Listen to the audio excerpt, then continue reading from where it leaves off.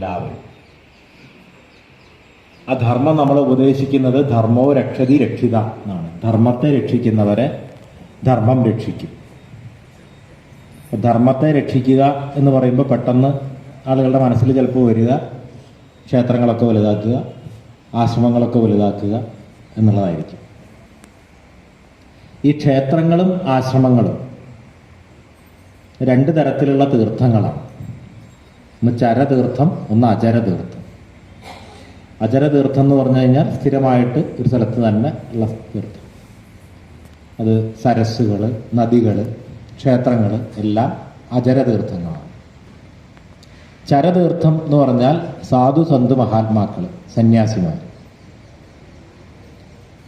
ഇപ്പൊ പ്രയാഗ്രാജിലൊക്കെ കുംഭമേള നടക്കുമ്പോൾ അതിൻ്റെ ഏറ്റവും വലിയ മാഹാത്മ്യം അചരതീർത്ഥങ്ങളുടെ രാജാവായിട്ടുള്ള തീർത്ഥരാജ് എന്നാണ് പ്രയാഗ്രാജിനെ പറയുന്നത്. പ്രയാഗ്രാജിൽ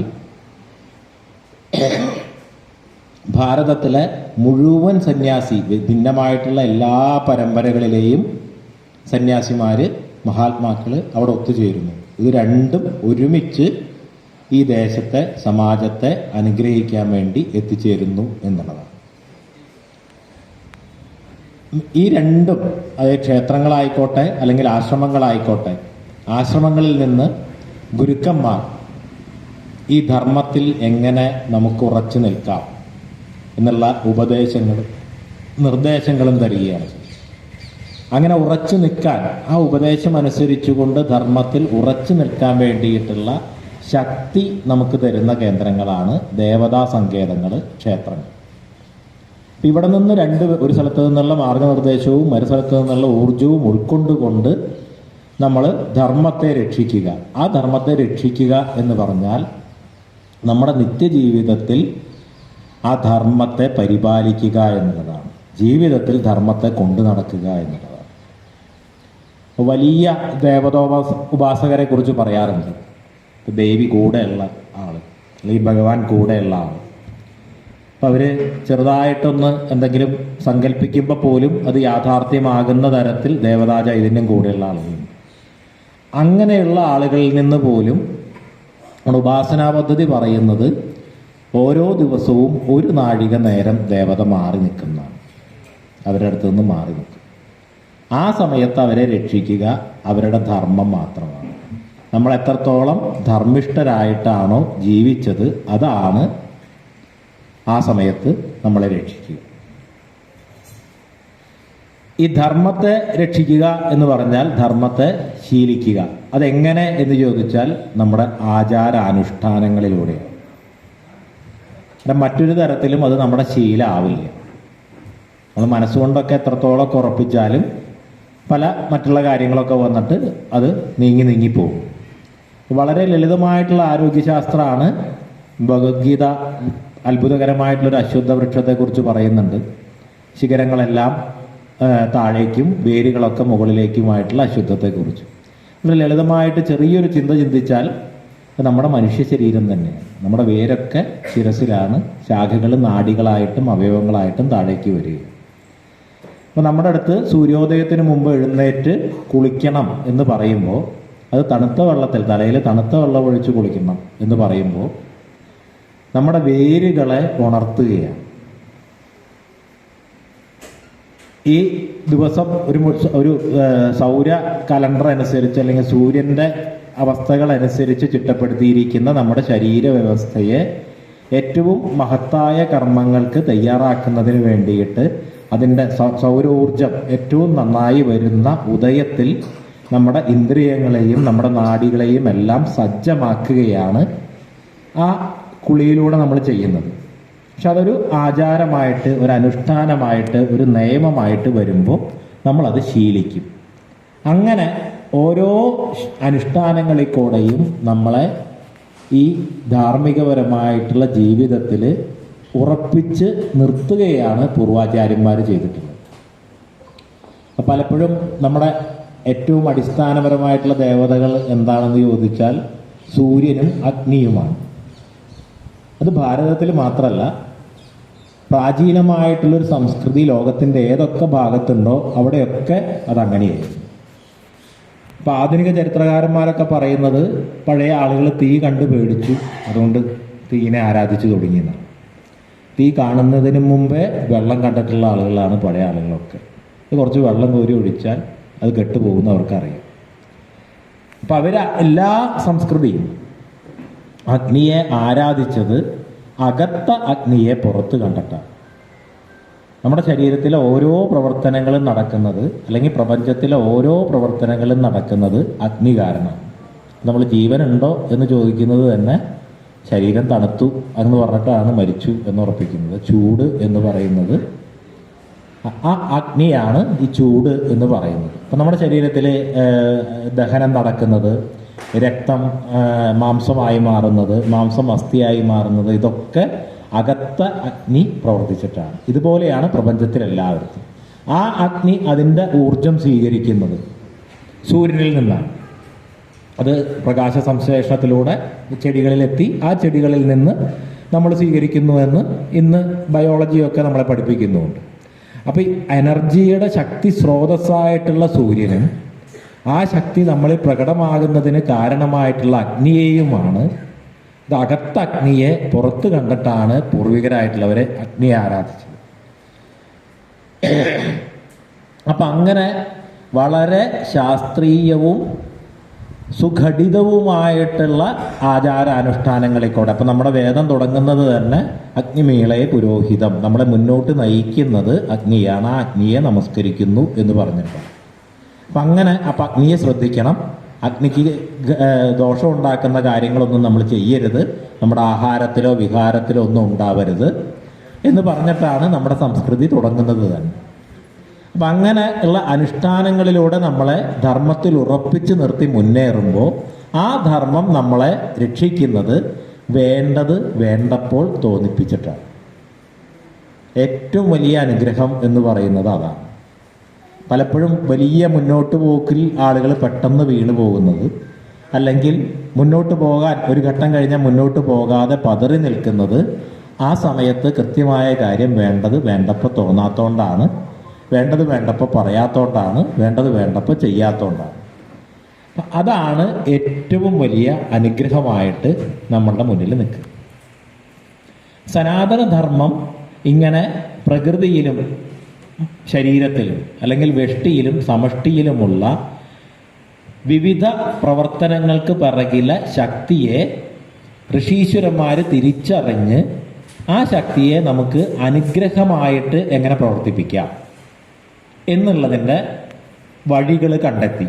അത് ശാസ്ത്രീയമായിട്ടുള്ള പദ്ധതികളായിട്ട്, അനുഷ്ഠാനങ്ങളായിട്ട്, ആചരണങ്ങളായിട്ട്, ക്രിയാപദ്ധതികളായിട്ടൊക്കെ നമുക്ക് പകർന്നു തന്നു. അപ്പോൾ അഗ്നിയെ എങ്ങനെ വർദ്ധിപ്പിക്കാം, ഓരോ സൃഷ്ടിയും ശ്വാസത്തെ എങ്ങനെ ശുദ്ധമാക്കാം, അതിൻ്റെയൊക്കെ പുറകിലുള്ള ദേവത എന്താണ്, അപ്പോൾ ആ ദേവതയുടെ അനുഷ്ഠാനങ്ങളിൽ കൂടെ, ആ ദേവത എന്ന് പറഞ്ഞാൽ അത് ശക്തിയെയാണ് ദേവതയായിട്ട് ആചാര്യന്മാർ സങ്കല്പിച്ചത്. അപ്പോൾ ആ ദേവതയുടെ അനുഷ്ഠാനം, ആ അനുഷ്ഠാനത്തിലൂടെ ആ ശക്തി നമ്മളിൽ കൂടുതൽ പ്രവർത്തിപ്പിക്കും. അപ്പം അങ്ങനെ ലോകത്തെ എല്ലാ ജനതയും ഈ അഗ്നിയെയും സൂര്യനെയും തിരിച്ചറിഞ്ഞിരുന്നു എങ്കിലും പലപ്പോഴും അവിടെ പിൻകാലത്ത് വന്ന മതദർശനങ്ങൾ അധികവും രാഷ്ട്രീയ സ്വഭാവം പേറുന്നതായതുകൊണ്ട് അവർക്ക് ആ വഴിയിൽ കൂടുതൽ മുന്നോട്ട് പോകാൻ കഴിഞ്ഞില്ല. പക്ഷെ ഇവിടെ ഋഷീശ്വരന്മാർ തപസ് ചെയ്തുകൊണ്ട്, അതെന്തിന് തപസ് ചെയ്തു എന്ന് ചോദിച്ചാൽ നമ്മൾ ചിത്രകഥയിലൊക്കെ പഠിക്കുക ദൈവത്തെ കാണാൻ വേണ്ടിയിട്ടെന്നാണ്. പക്ഷേ അതെന്തിന് തപസ് ചെയ്തു എന്ന് വളരെ മനോഹരമായിട്ട് വയലാർ എന്ന് പറയുന്ന വിപ്ലവ കവി എന്നൊക്കെ ഇന്ന് വിശേഷിപ്പിക്കപ്പെടുന്ന അദ്ദേഹത്തിൻ്റെ സർഗസംഗീതം എന്ന് പറയുന്ന കവിതയിൽ എഴുതിയിട്ടുണ്ട്. ആരണ്യാന്തര ഗഹ്വരോദര തപസ്ഥാനങ്ങളിൽ ആ പൂർവികര് പ്രപഞ്ച പരിണാമോത്ഭിന്ന സർഗക്രിയാസാരം ആണ് തേടി അലഞ്ഞിരുന്നത് എന്ന്. ഈ പ്രപഞ്ചത്തിൻ്റെ പരിണാമം, അതായത് പ്രപഞ്ചത്തിൻ്റെ മുന്നോട്ട് പോക്ക്, അതിൻ്റെ പുറകിലുള്ള സർഗക്രിയയുടെ സാരം എന്താണ് എന്നാണ് അവരന്വേഷിച്ചത്. അങ്ങനെ ഓരോ പ്രവൃത്തികളും നമ്മുടെ ശരീരത്തിൽ എപ്പോഴും അല്ലെങ്കിൽ പ്രകൃതിയിൽ എപ്പോഴും സൃഷ്ടിസ്ഥിതി സംഹാരങ്ങൾ നടന്നുകൊണ്ടിരിക്കുകയാണ്. നമ്മൾ കഴിക്കുന്ന അന്നം സംഹരിക്കപ്പെട്ടിട്ടാണ് രക്തം ഉണ്ടാകുന്നത്. അപ്പോൾ അങ്ങനെ ഓരോ തലത്തിലും നടക്കുന്ന ശക്തികളെ തിരിച്ചറിഞ്ഞ് ആ ശക്തിയെ നമുക്ക് കൂടുതൽ ഗുണകരമാക്കാൻ വേണ്ടിയിട്ട് എങ്ങനെ ഉപാസിക്കാം. അപ്പം അതിന് വേണ്ടിയിട്ടുള്ള മന്ത്രങ്ങൾ. ഇപ്പം മന്ത്രങ്ങൾ എന്ന് പറഞ്ഞു കഴിഞ്ഞാൽ അക്ഷരം നമ്മളെല്ലാവരും കേട്ടിട്ടുണ്ടാവും, അഹം ബ്രഹ്മാസ്മി എന്ന്. അപ്പോൾ ഒരുപാട് വാക്കുകൾ സംസ്കൃതത്തിലുണ്ട്. അതിന് ഞാൻ അല്ലെങ്കിൽ എന്ന് സൂചിപ്പിക്കാൻ വേണ്ടിയിട്ട് എന്തിനാ അഹം തന്നെ തിരഞ്ഞെടുത്തത്? ആ അക്ഷരമാലയിലെ ആദ്യത്തെ അക്ഷരമാണ്, ഹ അവസാനത്തെ അക്ഷരമാണ്. ഈ 51 അക്ഷരങ്ങൾ ചേരുന്നതാണ് മനുഷ്യ ശരീരം അല്ലെങ്കിൽ പ്രാണവ്യവസ്ഥ എന്ന് പറയുന്നത്. അപ്പോൾ ഭാഷ ആശയവിനിമയത്തിനുള്ള ഉപാധിയായിട്ടാണ് ഇന്നൊക്കെ സ്കൂളുകളിലും കോളേജുകളിലൊക്കെ പഠിപ്പിക്കുന്നതെന്നുണ്ടെങ്കിൽ, ഭാരതത്തിലെ ആചാര്യന്മാർ അത് ശരീരത്തിൽ പ്രാണന്റെ സഞ്ചാരപഥത്തിൻ്റെ ശാസ്ത്രമായിട്ടാണ് പറഞ്ഞു തന്നത്. അതായത് ശ്വാസം ഉള്ളിലേക്ക് എടുത്ത് ഇന്ന നാഡികളിൽക്കൂടെ ഇത്ര ആവർത്തി കമ്പനം ചെയ്ത് ഇന്ന സ്ഥലത്ത് ചെന്ന് തട്ടി പ്രതിധ്വനിച്ചു വരുന്നതാണ് ഓരോ അക്ഷരവും. അപ്പം ചില അക്ഷരങ്ങൾ പ്രത്യേക ക്രമത്തിൽ ആവർത്തിച്ച് ചൊല്ലുമ്പോൾ നമ്മുടെ ശരീരത്തിലെ പ്രാണൻ അത്രയും സ്ഥലങ്ങളിൽ കൂടെ അതാത് നാഡികളിൽ കൂടെ ആവർത്തിച്ച് കൂടുതൽ സഞ്ചരിക്കും. ആ സ്ഥലങ്ങൾക്ക് കാരണമായിട്ടുള്ള ശക്തി, എനർജി കൂടുതൽ ഉണർന്ന് പ്രവർത്തിക്കും. അങ്ങനെ കൂടുതൽ ബുദ്ധി ആർജിച്ച് കൂടുതൽ ശക്തി ആർജിച്ച് ഈ ഭാരതം, ഈ സനാതന സംസ്കൃതിയുടെ അടിത്തറയിൽ ഈ ഭാരതത്തിലെ സാമാജിക വ്യവസ്ഥ മുഴുവൻ നിലനിന്നിരുന്ന കാലത്ത് ഏറ്റവും സമ്പന്നമായ രാജ്യമായിരുന്നു ലോകത്ത്. രാജ്യം എന്ന് പറഞ്ഞാൽ പല ചെറിയ രാജ്യങ്ങളാണെങ്കിലും ഭാരതം എന്ന് പറയുന്ന ഭൂപ്രദേശം ഏറ്റവും അറിവിൻ്റെ കാലത്ത് ഏറ്റവും ഉന്നതമായ ഇതായിരുന്നു. അന്നത്തെ വികസനത്തിൻ്റെ കാര്യത്തിൽ ഏറ്റവും ഉന്നതമായിരുന്നു. അങ്ങനെ എല്ലാം നേടിയിട്ടാണ്, ഒന്നിനെ നിഷേധിച്ചിട്ടല്ല, ഒന്നിനെ തള്ളിക്കളഞ്ഞിട്ടല്ല ഭാരതം മുന്നോട്ട് പോയത്. എല്ലാം നേടി അത് അടുത്ത തലമുറയ്ക്ക് കൈമാറിയിട്ടാണ് ഋഷിമാർ അതിനും അപ്പുറത്തുള്ള സത്യം അന്വേഷിച്ചു പോയത്. അപ്പം ഈ ധർമ്മത്തിൽ നമ്മൾ സഞ്ചരിക്കുമ്പോൾ നമുക്ക് കിട്ടുന്നതും അതാണ്. എല്ലാ തരത്തിലും നമുക്ക് ഒന്നാമതാവാനുള്ള, ശ്രേഷ്ഠനാവാനുള്ള കഴിവാണ്. ധാർമ്മികമായ വ്യവസ്ഥയിൽ നമ്മൾ മുന്നോട്ട് പോകുമ്പോൾ, അതിൻ്റെ ആചാരാനുഷ്ഠാനങ്ങൾ നമ്മൾ കൊണ്ടു നടക്കുമ്പോൾ നമ്മുടെ മനസ്സും ശരീരവും ഉണരുകയും കൂടുതൽ ആരോഗ്യവും ശക്തിയും ഉള്ളതായി തീരുകയും മഹത്തായ കാര്യങ്ങൾ ചെയ്യാൻ നമുക്ക് ശേഷി ഉണ്ടാവുകയും ചെയ്യും. ഒരു മനുഷ്യനെ കൊണ്ട് ഇങ്ങനെയൊക്കെ ചെയ്യാൻ പറ്റുമോ എന്ന് ചിന്തിക്കുന്നത് വരെ നമുക്ക് ചെയ്യാൻ പറ്റും. അതിന് വളരെ കഠിനമായിട്ടുള്ള ആചരണങ്ങളോ വളരെ കോംപ്ലിക്കേറ്റഡ് ആയിട്ടുള്ള പദ്ധതികളോ അതൊക്കെ ഉണ്ട് ഒരു ഭാഗത്ത്. പക്ഷെ അത് മാത്രമല്ല ആചാര്യന്മാർ തന്നത്.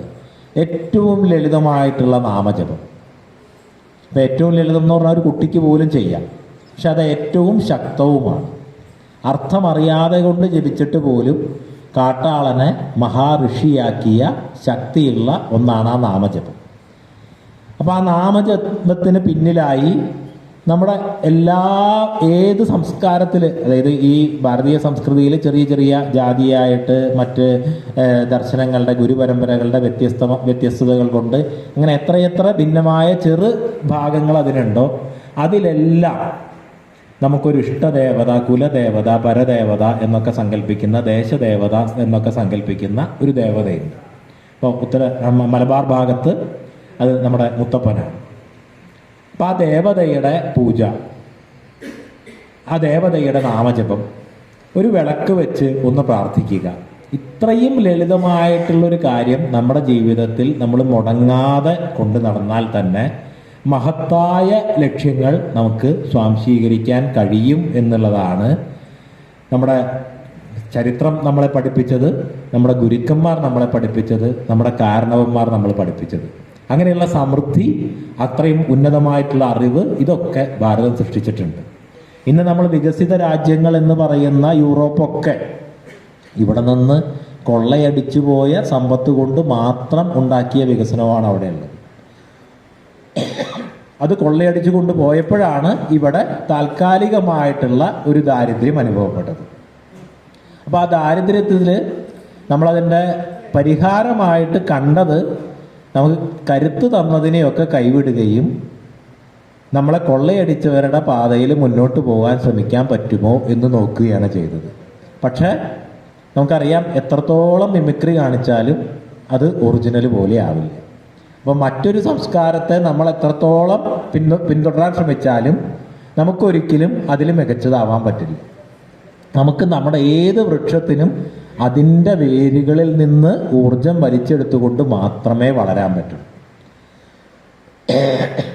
ആ ശക്തിയാണ്, അങ്ങനെയുള്ള വളർച്ചയ്ക്കുള്ള ശക്തിയാണ് ഈ സംസ്കൃതി നമുക്ക് തരുന്നത്. അപ്പോൾ സംസ്കൃതി നമ്മളെ ആദ്യം പഠിപ്പിക്കുന്നത് ധർമ്മത്തിൽ ഉറച്ചു നിൽക്കണം എന്നുള്ളതാണ്. രണ്ടാമത് പഠിപ്പിക്കുന്നത് അർത്ഥം എന്നുള്ള വാക്കാണ്. നമ്മൾ വളരെ വിശാലമായ അർത്ഥത്തിൽ നമ്മുടെ ജീവിതത്തിൻ്റെ അർത്ഥം എന്ന് വരെ നമുക്കത് പറയാം. പക്ഷെ സാമാന്യമായിട്ടുള്ള അതിൻ്റെ അർത്ഥം സമൃദ്ധി, സമ്പത്ത് എന്നുള്ളതാണ്.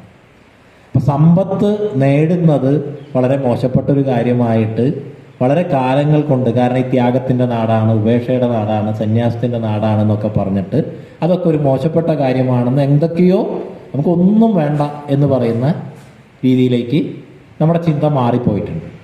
പക്ഷെ ആ ഒരു വഴിയല്ല നമുക്ക് ആചാര്യന്മാർ പറഞ്ഞു തന്നത്. അങ്ങനെ ഓടിപ്പോയിട്ട് പിന്മാറിയിട്ട് അല്ലെങ്കിൽ തള്ളിക്കളഞ്ഞിട്ട് നമുക്കൊന്നിലും മുന്നോട്ട് പോകാൻ കഴിയും.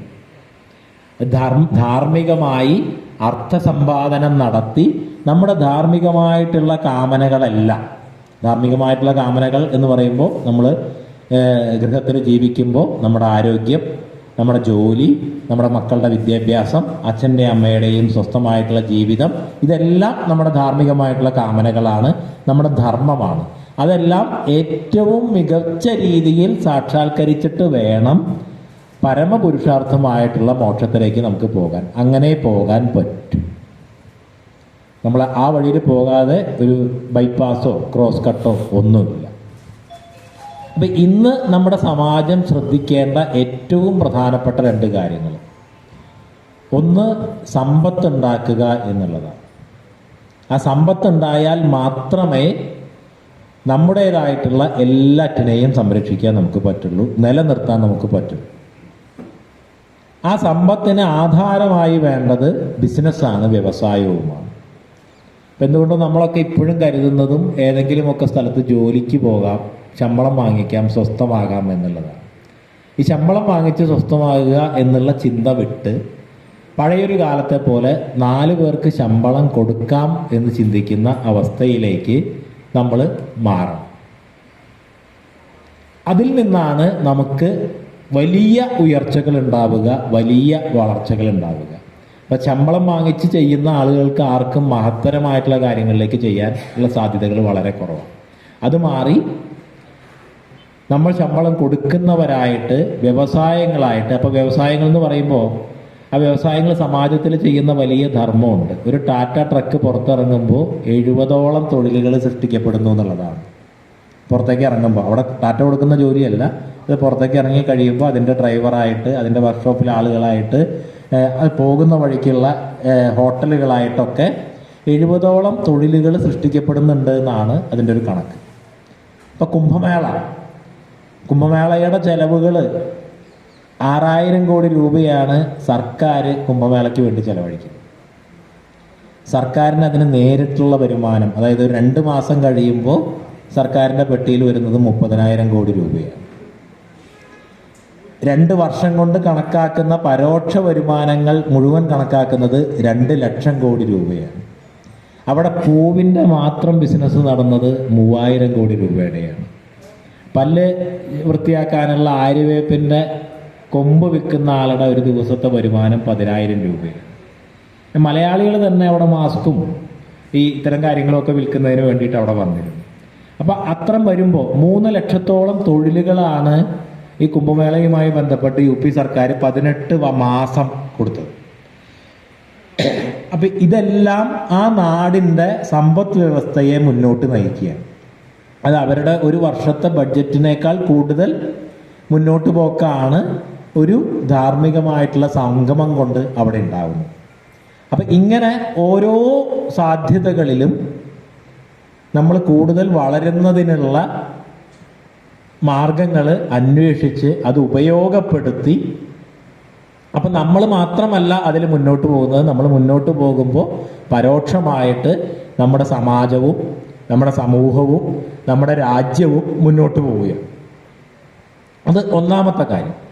ആ സമൃദ്ധിയോടൊപ്പം തന്നെ, സമ്പത്തിൻ്റെ ഒപ്പം തന്നെ നമ്മൾ സാമാജികമായി ആർജിക്കേണ്ട മറ്റൊന്ന് അധികാരമാണ്.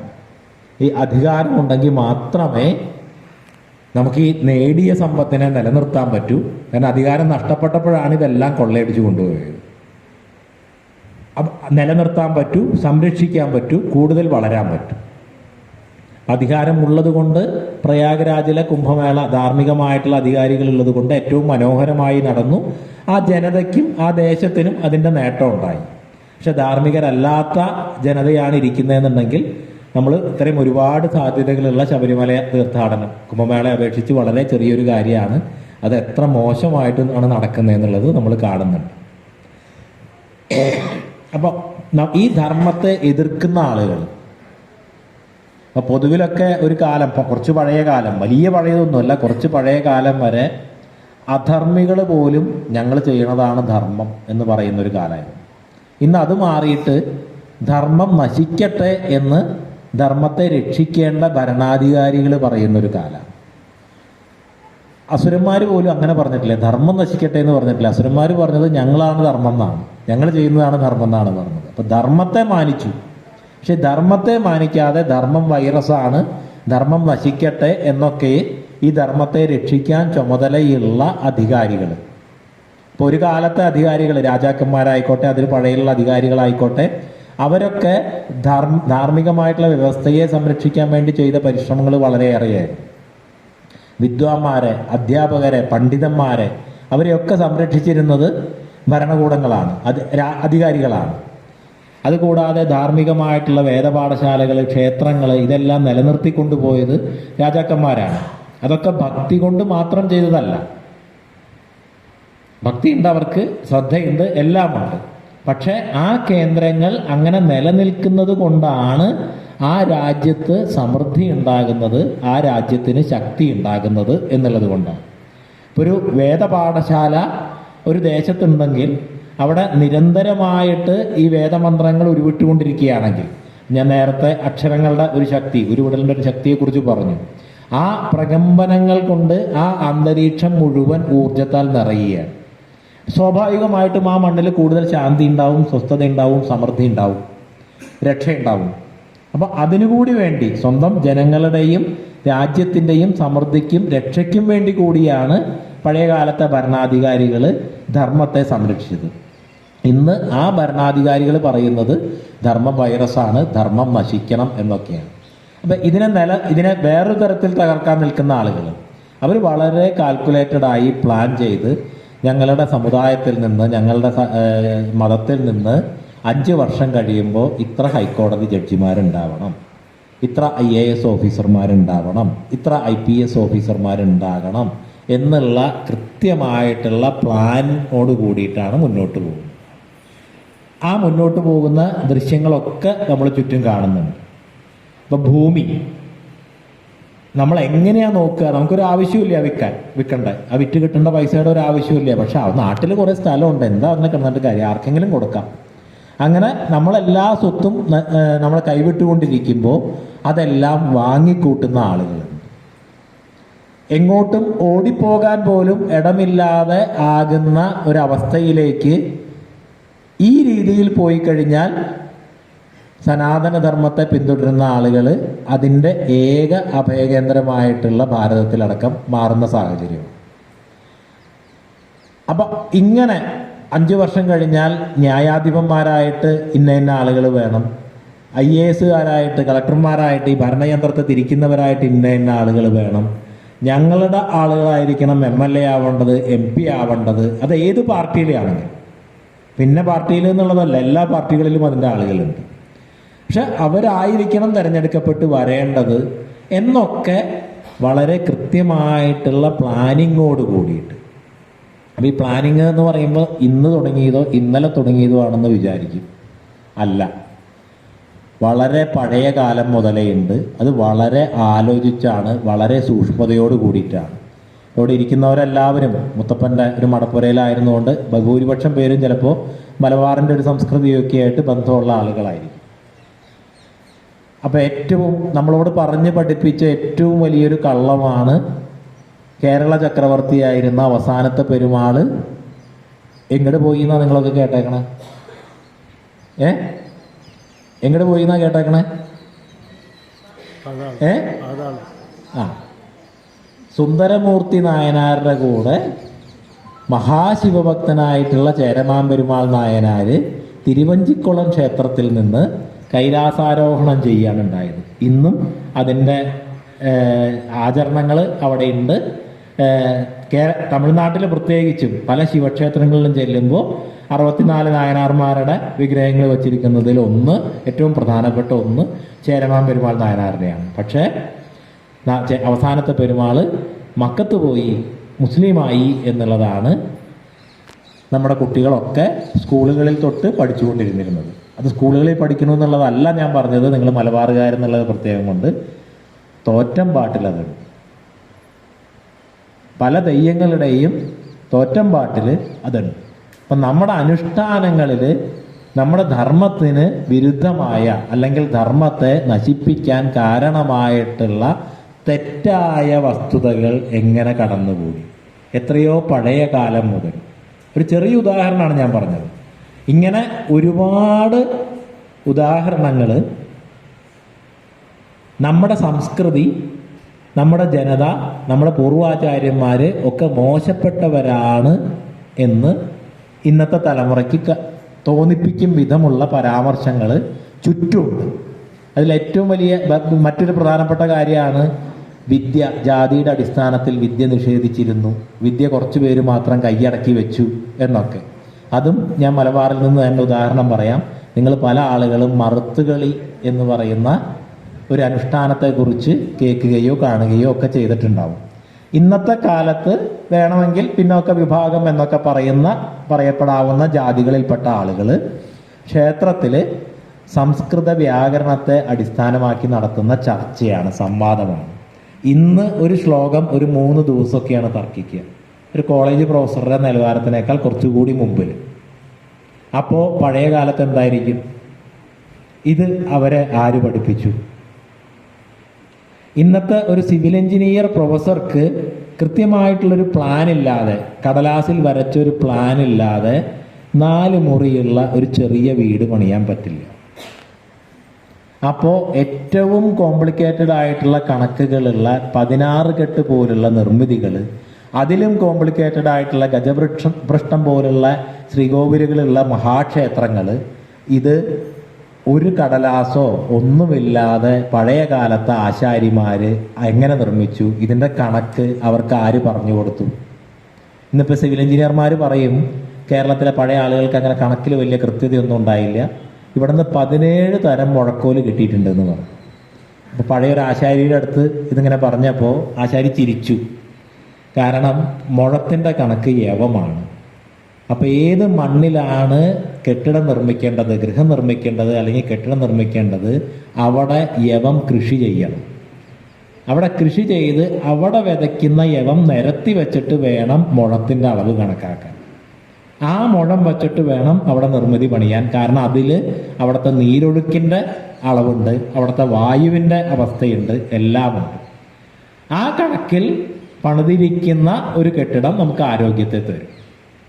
അപ്പം ഇങ്ങനെ ഉള്ള കണക്ക് ഈ സമുദായങ്ങൾക്കിടയിലേക്ക് ആര് കൊടുത്തു? വൈദ്യം സാമുദായികമായി പറഞ്ഞാൽ മണ്ണാൻ, വേലൻ തുടങ്ങിയിട്ടുള്ള സമുദായങ്ങളാണ് കേരളത്തിൽ വലിയ രീതിയിൽ വൈദ്യം കൈകാര്യം ചെയ്തിരുന്നത്. ഇതൊക്കെ എഞ്ചിനീയറിങ്, മെഡിസിൻ എന്നൊക്കെ പറഞ്ഞ് ഇന്ന് ഏറ്റവും പ്രീമിയർ ആയിട്ടുള്ള മേഖലകളാണ്. ഈ അറിവുകൾ ഈ സമുദായങ്ങളിലേക്ക് എങ്ങനെ വന്നു? ജാതീയമായിട്ട് വിദ്യ നിഷേധിച്ചിരുന്നു എങ്കിൽ. ഇപ്പോൾ വാഞ്ചാകൽപലത എന്നൊക്കെ സംസ്കൃതത്തിൽ പറയുന്ന വലിയൊരു ഗണപതിയുടെ ദേവീഭാവത്തിലുള്ള ഹോമമുണ്ട്. വളരെ അപൂർവമായിട്ട് നടക്കുന്നതാണ്, സൂര്യോദയത്തിന് മുമ്പ് തീരുന്ന. ഇത് ഒറ്റക്കൊമ്പി എന്നുള്ള പേരിൽ നാട്ടാചാരത്തിൽ മലബാറിലെ മലയ സമുദായത്തിലും എല്ലായിടത്തും പൂജിക്കുന്നതാണ്. ഇപ്പോൾ സംസ്കൃതം എന്ന് പറയുന്നത് അത് തന്നെയാണ്, സംസ്കരിച്ചതാണ്. ഓരോ ദേശത്തും കാലത്തും അതാത് ദേശത്തെ ആളുകൾ കണ്ടെത്തിയ പ്രകൃതി ശക്തിയുടെ ഉപാസനകളെ ദേശകാലാതീതമായി സംരക്ഷിക്കുന്നതിന് വേണ്ടിയിട്ടാണ് സംസ്കൃത ഭാഷയിലേക്ക് അത് ക്രോഡീകരിച്ചത്. കാരണം കേരളത്തിലെ ആചരണ പദ്ധതി, നാട്ടാചാര പദ്ധതി കേരളത്തിലുള്ളവർക്കാണ്, അല്ലെങ്കിൽ അത് അതാത് സമൂഹങ്ങൾക്ക് മാത്രമാണ്. പക്ഷെ സംസ്കൃതത്തിലെ ആവുമ്പോൾ എവിടെയും എങ്ങനെയും ഉപയോഗിക്കും. അങ്ങനെ അതിനൊരു ക്രോഡീകരിക്കാൻ വേണ്ടിയിട്ട് 5000 കൊല്ലം മുമ്പത്തെ അതേ അർത്ഥമാണ് ഇന്നും, 5000 കൊല്ലം കഴിഞ്ഞാലും അതേ അർത്ഥമാണ്. വ്യവഹാര ഭാഷയിൽ അർത്ഥം മാറും. കാരണം ഇപ്പോൾ ഇവിടെ ഇരിക്കുന്ന അമ്മമാരുടെയൊക്കെ ഒരു ചെറുപ്പകാലത്ത് അടുത്തുള്ളൊരു വീട്ടിലെ കുട്ടിക്ക് പണി കിട്ടി എന്ന് പറഞ്ഞാൽ ഉള്ള അർത്ഥമല്ല ഇന്നത്തെ വീട്ടിലെ കുട്ടിക്ക് പണി കിട്ടി എന്ന് പറഞ്ഞു കഴിഞ്ഞാലുള്ളത്. ഇപ്പോൾ വ്യവഹാര ഭാഷ അങ്ങനെ മാറിക്കൊണ്ടിരിക്കും, അർത്ഥം മാറിക്കൊണ്ടിരിക്കും. പക്ഷേ ശാസ്ത്ര ഭാഷയുടെ അർത്ഥം മാറില്ല. അതുകൊണ്ട് ആ ശാസ്ത്രത്തെ പ്രിസർവ് ചെയ്യാൻ വേണ്ടിയിട്ടാണ് സംസ്കൃതം രൂപപ്പെടുത്തിയത്. പക്ഷേ അതിനു മുമ്പേ നമ്മുടെ പൂർവികരായിട്ടുള്ള എല്ലാ ജനതകൾക്കും ഈ അറിവ് അവരിലുണ്ടായിരുന്നു. അധിനിവേശ സംസ്കാരം വന്നപ്പോൾ, അതായത് മുഗളന്മാരും ബ്രിട്ടീഷുകാരും ഒക്കെ വന്നപ്പോൾ ഇവിടെ അവനവൻ്റെ സ്വത്ത് സംരക്ഷിക്കാനും അവനവൻ്റെ അധികാരം സംരക്ഷിക്കാനും ഒക്കെ കയ്യിലുള്ളത് മറ്റാർക്കും പങ്കുവെക്കാതെയും മറ്റുള്ളവരെയും ഒക്കെ അകറ്റി നിർത്തുന്ന ഒരു സമീപനം ഇടക്കാലത്തുണ്ടായിട്ടുണ്ട്. അതൊരു യാഥാർത്ഥ്യമാണ്. അത് എല്ലാ ആചാര്യന്മാരും, ഈ ധർമ്മത്തിലെ ആചാര്യന്മാർ തന്നെ അതിനെതിരായിട്ടുള്ള എല്ലാ തരത്തിലുള്ള പ്രവർത്തനങ്ങളും നടത്തിയിട്ടുണ്ട്. അത്തരത്തിലുള്ള വിവേചനങ്ങളോ ഉച്ചനീചത്വങ്ങളോ ഒന്നും ധർമാനുസാരിയല്ല എന്ന് വ്യക്തമായി പ്രഖ്യാപിച്ചിട്ടുണ്ട്. പക്ഷെ അത് ഈ അധിനിവേശ സംസ്കൃതി നമ്മിലേക്ക് കൈമാറ്റം ചെയ്യപ്പെട്ടിട്ടുള്ള ഒരു തിന്മയാണ്. നമ്മളിവിടെ സൂര്യനിൽ നിന്ന് ഭൂമിയിലേക്കുള്ള അകലം എത്ര എന്ന് ചിന്തിച്ചുകൊണ്ടിരിക്കുന്ന കാലത്ത് ഇന്ന് നമ്മളെല്ലാം പഠിപ്പിച്ചു എന്ന് പറയുന്ന ബ്രിട്ടനിൽ ഭാര്യമാരെ ചന്തയിൽ വിറ്റുകൊണ്ടാണ് ജീവിച്ചുകൊണ്ടിരുന്നത്. അപ്പം അത്രയും പിന്നോക്കാവസ്ഥയിലുള്ള ഒരു സംസ്കാരമാണ്, ഇത്രയും ഉദാത്തമായിട്ടുള്ളൊരു സംസ്കാരം മോശമാണെന്നുള്ള ചിന്ത നമ്മുടെ ഉള്ളിലേക്ക് പങ്കുവച്ചു. അപ്പോൾ ഞാൻ നേരത്തെ പറഞ്ഞതുപോലെ അത് വളരെ കാലം തൊട്ടേയുള്ള കൃത്യമായിട്ടുള്ളൊരു പ്ലാനിങ്ങിൻ്റെ ഭാഗമാണ്. നമ്മുടെ ആചാരാനുഷ്ഠാനങ്ങളിൽ, പൂർവികമായിട്ടുള്ള ആചാരാനുഷ്ഠാനങ്ങളിൽ പോലും ആ വിഷം കുത്തിവെക്കാൻ അവർക്ക് കഴിഞ്ഞിട്ടുണ്ട്. ഇതറിയില്ല. നമ്മൾ കഥകൾ എന്നുള്ള നിലയിൽ വായിച്ചു പോകും ഐതിഹ്യമാലയൊക്കെ. പക്ഷെ ആ ഐതിഹ്യമാലയിൽ കടന്നു പോകുമ്പോൾ പല കഥകളും വളരെ അപകടം പിടിച്ച കഥകളാണ്. ആയുർവേദം നഷ്ടപ്പെട്ടു പോയി, അന്യ മതസ്ഥരിൽ നിന്ന് നമ്മൾ തട്ടിക്കൊണ്ടുവന്നു എന്ന് ഐതിഹ്യമാലയിൽ എഴുതി വച്ചിട്ടുണ്ട്. അപ്പോൾ അങ്ങനെ ഐതിഹ്യങ്ങളായിട്ട്, മിത്തുകളായിട്ട്, ഈ പറഞ്ഞ പോലെ പാട്ടുകളായിട്ട് ഒക്കെ ഈ സംസ്കൃതിക്ക് എതിരായിട്ടുള്ള, നമ്മുടെ ആത്മാഭിമാനത്തിന് എതിരായിട്ടുള്ള, നമ്മുടെ ധർമ്മത്തെ താഴ്ത്താൻ വേണ്ടിയിട്ടുള്ള കാര്യങ്ങൾ വളരെ ആസൂത്രിതമായിട്ട് ഉണ്ടാക്കപ്പെട്ട് വച്ചിട്ടുണ്ട്. ഇപ്പോഴും അറിഞ്ഞോ അറിയാതെയോ നമ്മളൊക്കെ അത് തുടർന്നു പോകുന്നുണ്ട്. അപ്പം സമൂലമായിട്ടുള്ളൊരു പരിവർത്തനം നമ്മുടെ ഉള്ളിൽ തന്നെ നടത്തി. കാരണം എന്താണ് ഹിന്ദുത്വം എന്ന് ഒറ്റ വാക്കിൽ ചോദിച്ചാൽ അത് സ്വാതന്ത്ര്യം. ഹിന്ദുത്വം എന്താണെന്ന് ഒറ്റ വാക്കിൽ ചോദിച്ചാൽ സ്വാതന്ത്ര്യം. ഈ സ്വാതന്ത്ര്യം നമുക്ക് ഉണ്ടാവണം എന്നുണ്ടെങ്കിൽ നമുക്ക് വേണ്ട കാര്യം ധൈര്യമാണ്. അപ്പം ധീരരാവാൻ പഠിപ്പിച്ച സംസ്കൃതിയാണത്. ബാക്കി പല സംസ്കൃതികളും പാപികളെ എന്നൊക്കെ വിളിക്കുമ്പോൾ നമ്മൾ ധീരരാവാനാണ് നമ്മുടെ ദേവതകൾ, നമ്മുടെ ആചാര്യന്മാർ നമ്മളെ പഠിപ്പിച്ചത്. ആ ധൈര്യത്തിൽ നിന്ന് സ്വതന്ത്രരാകാനും, അതെന്തിന് സ്വതന്ത്രരാകുന്നു എന്ന് ചോദിച്ചാൽ നമ്മൾ നിൽക്കുന്ന മേഖല എന്താണോ ആ മേഖലയുടെ ഏറ്റവും ശ്രേഷ്ഠമായ തലത്തിലെത്താൻ. ഇതിൽ നമ്മുടെ ധർമ്മത്തിൽ സന്യാസിയാവലൊന്നുമല്ല ഏറ്റവും ശ്രേഷ്ഠമായ കാര്യം. അത് ഉപനിഷത്തിൽ കൗശികൻ എന്നിട്ടുള്ള തപസ്വിയുടെ കഥയിൽക്കൂടെ ആചാര്യന്മാർ തന്നെ വ്യക്തമാക്കി തന്നിട്ടുണ്ട്. പലരും പല ജ്ഞാനയജ്ഞങ്ങളിലും പല ആചാര്യന്മാരും പറഞ്ഞ് കേട്ടിട്ടുണ്ടാവും. മഹാതപസ്വിയായിട്ടുള്ള കൗശികൻ രാവിലെ ആചമനത്തിന് ജലമെടുത്തപ്പോൾ പക്ഷി കാഷ്ടിച്ചു. ആ ദേഷ്യം കൊണ്ട് നോക്കിയപ്പോഴേ പക്ഷി കരിഞ്ഞു പോയി. പക്ഷി കരിഞ്ഞു പോയപ്പോൾ അഹങ്കാരം വന്നു, എനിക്ക് ഇത്രയും തപശക്തിയുണ്ട്, ഇത്രയും ശക്തി കിട്ടി. അപ്പം അഹങ്കാരത്തിലാണ് ഭിക്ഷയ്ക്ക് വരുന്നത്. ഇപ്പോഴും ഉത്തരഭാരതത്തിൽ ഞങ്ങളുടെയൊക്കെ പരമ്പരകളിലെന്ന് പറഞ്ഞാൽ തപസ്, ഭിക്ഷയൊക്കെ വളരെ നിർബന്ധമാണ്. ഞങ്ങളുടെ ഗുരുക്കന്മാരും ഞങ്ങളെയൊക്കെ നല്ല മഞ്ഞുള്ള സമയത്ത് ഹിമാലയത്തിലൊക്കെ കൊണ്ടിട്ടും അല്ലെങ്കിൽ കാട്ടിൻ്റെ നടുക്കിട്ടുമൊക്കെ തിരിച്ചു പോരും. അതിന് അവിടെ നിൽക്കാൻ വേണ്ട കാര്യങ്ങളൊക്കെ പഠിപ്പിച്ചിട്ടാണ്. എന്നാലും ഒറ്റയ്ക്ക് തണുപ്പ്, കാട് ഇതൊക്കെ വരുമ്പോൾ എൻ്റെ കൂടെ ഉണ്ടായിരുന്ന ഒരാളതുപോലെ പറഞ്ഞു, ബാബാ ഞാൻ മരിച്ചു പോകും, മോനെ നിൻ്റെ ഭണ്ഡാര ഞാൻ കേമായിട്ട് നടത്തിക്കോളാന്ന്. അടിയന്തര സത്യ പോലെ സന്യാസിമാർ സമാധി കഴിഞ്ഞ് കഴിഞ്ഞാൽ നടത്തുന്നതാണ് ഭണ്ഡാര. മോനെ നിൻ്റെ ഭണ്ഡാര നമ്മൾ കേമായിട്ട് നടത്തും. കാരണം അങ്ങനെ തപോനിഷ്ഠരായതിനു ശേഷം മാത്രമേ ഇതിനകത്തേക്ക് വരാൻ പറ്റുള്ളൂ. പിന്നെ പരിവ്രജനം ചെയ്യണം, ഭിക്ഷ ചെയ്യണം. നമുക്ക് 41 ദിവസമെങ്കിലും ഏറ്റവും ചുരുങ്ങിയത് ഒരു വർഷം ഭിക്ഷ ചെയ്ത് ജീവിക്കണം. അങ്ങനെയൊക്കെയുള്ള നിഷ്ഠകൾ ഇപ്പോഴും ഉത്തരഭാരതത്തിലെ നമ്മുടെ പരമ്പരകളിലുണ്ട്. അപ്പോൾ അദ്ദേഹം കൗശികൻ ഇതുപോലെ ഭിക്ഷയ്ക്ക് വരുമ്പോൾ ഒരു വീട്ടിൽ വന്നു. ആദ്യം ഭിക്ഷ പ്രാർത്ഥിച്ചു. അപ്പോൾ 3 വട്ടം പ്രാർത്ഥിച്ചിട്ടും കിട്ടിയില്ലെങ്കിൽ അനുഗ്രഹിച്ച് പോരണം എന്നുള്ളതാണ് നിയമം. അപ്പോൾ അവിടുത്തെ അമ്മ പറഞ്ഞു, ഇവിടുത്തെ ഗൃഹനാഥൻ ഇപ്പോൾ വന്നിട്ടേ ഉള്ളൂ, ഞാൻ അദ്ദേഹത്തിന് വേണ്ട കാര്യങ്ങൾ ചെയ്തുകൊണ്ടിരിക്കുകയാണ്, കുറച്ച് നേരം ഒന്ന് കാത്തു നിൽക്കും, ഞാൻ ദാ വരുന്നു എന്ന് പറഞ്ഞു. ഇത്രയും തപസ്യായ ഒരു നോട്ടം കൊണ്ട് ഒരു പക്ഷിയെ ദയിപ്പിക്കാനുള്ള എന്നെ കാത്തു നിർത്തുക.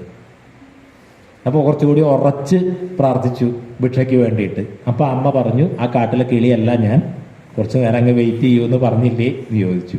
അപ്പം അദ്ദേഹത്തിന് ഭയങ്കര അത്ഭുതമായി. ഇന്ന് രാവിലെ കൊടുങ്കാട്ടിൽ നടന്ന കാര്യം ഈ അമ്മ എങ്ങനെ അറിഞ്ഞു? അപ്പം അദ്ദേഹം ക്ഷമയോടുകൂടി വന്നു, ഭിക്ഷയൊക്കെ സ്വീകരിച്ചിട്ട് പറഞ്ഞു, അമ്മ ഇതെങ്ങനെ അറിഞ്ഞു, എനിക്ക് അറിയണമെന്നുണ്ട്.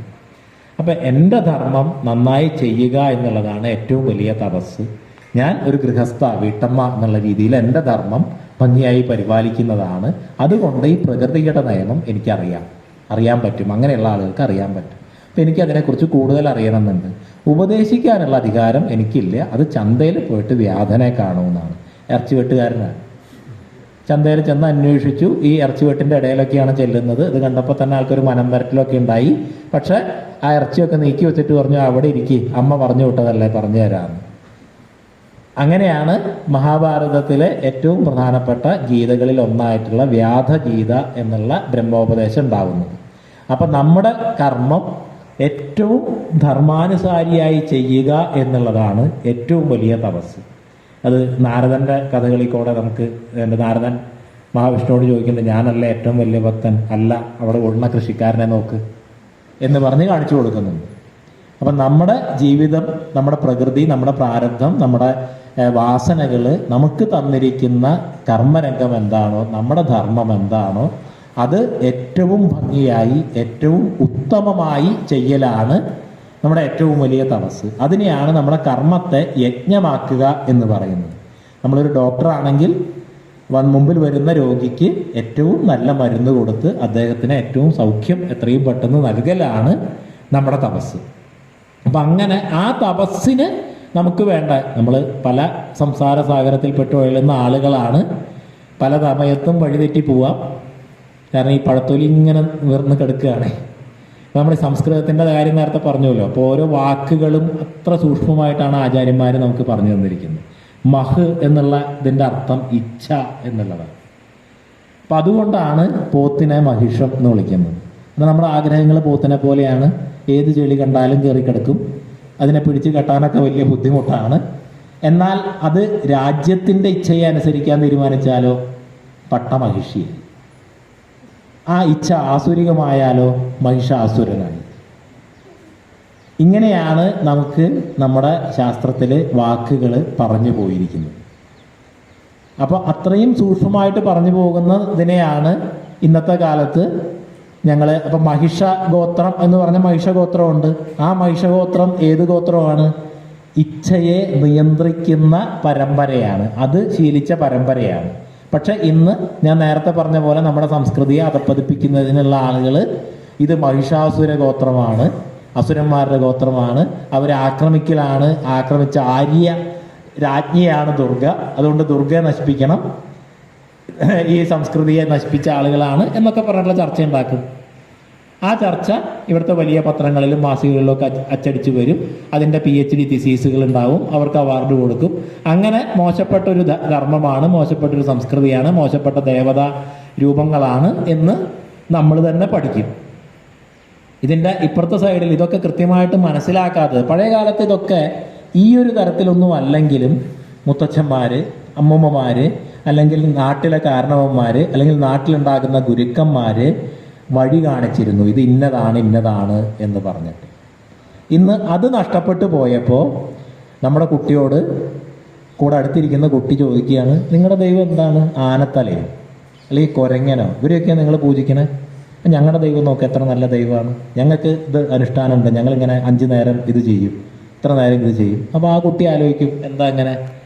അപ്പോൾ നമ്മൾ വീട്ടിൽ വന്ന് ചോദിക്കുമ്പോൾ നമ്മൾ പറയും, നീ മിണ്ടാണ്ടിരിക്കും, നമ്മൾ അമ്പലത്തിൽ പോകുന്നുണ്ട്, അത്ര തന്നെ. ഇത് കൂടുതൽ വാരിച്ച കാര്യങ്ങളൊക്കെ എന്തിനാണ് അന്വേഷിക്കണേ? അപ്പോൾ കുട്ടിയുടെ ഉള്ളിൽ സംശയം വരും, അത് പറഞ്ഞു കൊടുക്കാനുള്ള സംഗതി ഇല്ല. അപ്പോൾ കുറച്ച് കഴിയുമ്പോൾ കുട്ടി എന്ത് ചെയ്യും? റൂമൊക്കെ അടച്ചിട്ട് ഈ 5 നേരത്തെ കലാപരിപാടി റൂമിനകത്ത് തുടങ്ങും. അപ്പോൾ കുറച്ച് നാളൊക്കെ കഴിയുമ്പോൾ ഒന്നെങ്കിൽ ചാക്കി കയറിയിട്ടോ അല്ലാന്നുണ്ടെന്നുണ്ടെന്നുണ്ടെന്നുണ്ടെങ്കിൽ പലതരത്തിലുള്ള ലഹരി പദാർത്ഥങ്ങളുടെയൊക്കെ അടിമകളായിട്ടോ ഒക്കെയാണ് നമുക്ക് രക്ഷിക്കാൻ പറ്റാത്ത സമയത്താണ് നമ്മൾ തിരിച്ചറിയുക. അപ്പം നമ്മുടെ ധർമ്മം എന്താണ്, നമ്മുടെ ദേവതകൾ എങ്ങനെ ഉണ്ടാകുന്നു, ആ ദേവതാ രൂപങ്ങൾക്ക് പുറകിലുള്ള സങ്കല്പം എന്താണ്, നമ്മൾ 3 ശാന്തി ശാന്തി ശാന്തി ശാന്തി എന്ന് പറയുന്നത്, നമ്മൾ ഇത്രയും പിശുക്കന്മാരായിട്ടുള്ളവർ നമ്മുടെ ഋഷിമാരെ പോലെ വേറെ ആൾക്കാരില്ല. ഒരക്ഷരം പറയേണ്ടടുത്ത് അവരൊരു വാക്ക് ഒരിക്കലും പറഞ്ഞിട്ടില്ല.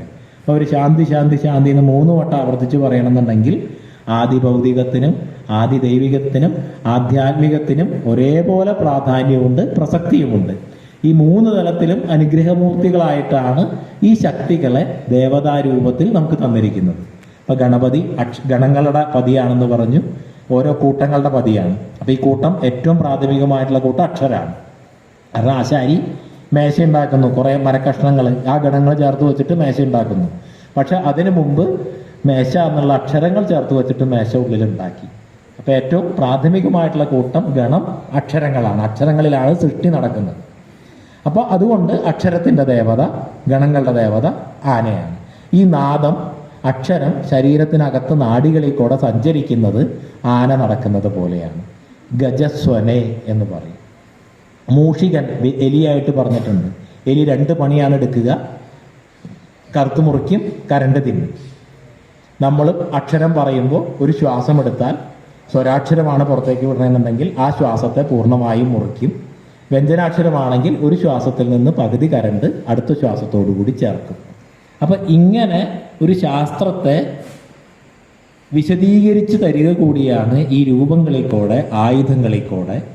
ഇപ്പോൾ ഒരു ദേവതയുടെ കയ്യിൽ ഗതയുണ്ടെങ്കിൽ ആ ഗത കൊണ്ട് അസുരന്മാരുടെ തലയ്ക്കൊന്ന് കൊടുക്കാനും കൊള്ളാം. ഒപ്പം തന്നെ ആ ശക്തി വാക്കിനെ പുറപ്പെടുവിക്കുന്നതാണ്. ഗതായാം വാചി, വാക്കിനെ പുറപ്പെടുവിക്കുന്നതാണ്. താമര കയ്യിലുണ്ടെങ്കിൽ നാഡികളിലൂടെ പ്രവഹിക്കുന്നതാണ്. ഇങ്ങനെ ആചാര്യന്മാർ നമുക്ക് അതിൻ്റെ തത്വവിചാരവും ചെയ്തു തന്നിട്ടുണ്ട്.